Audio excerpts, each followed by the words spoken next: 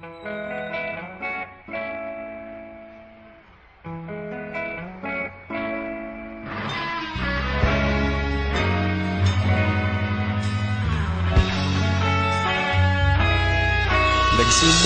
ang lahat sa eskwela, nagsama-samang 12 sa kalokohan at sa tuksuhan, hindi maawat sa isa't isa.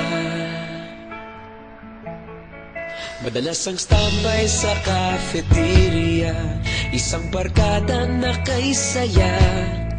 Laging may hawak-hawak na gitara, konting udyok lamang kakanta na. Kay simple lamang ng buhay nun, walang mabibigat na suliranin. Problema lamang laging kulang ang datong. Sana napunta ang panahon? Sana nga ba? Sana nga ba? Sana napunta ang panahon? Sana nga ba? Sana nga ba? Sana napunta ang panahon? Sa unang ligaw kayo'y magkasama, magkasabwat sa pambobola. Walang sikreto kayong tinatago, okay sarap ng samahang barkada.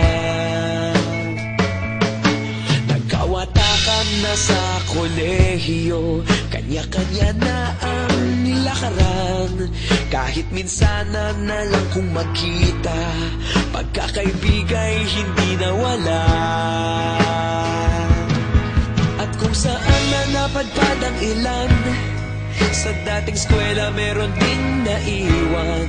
Meron pa ng mga ilang nawala na lang, nakakamiss ang dating samahan. Sana nga ba? Sana nga ba?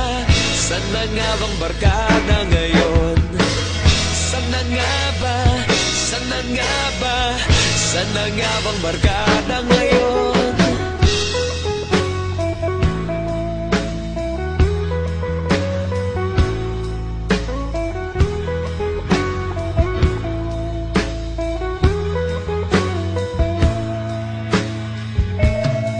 Ilang taon din ang nakalipas, wala pa sa aming tatay na nagsusumikap upang yumaman at guminhawang kinabukasan.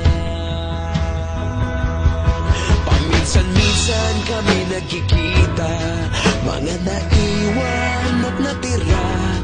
At gaya nung araw namin sa eskwela, pag magkasama'y nagwawala.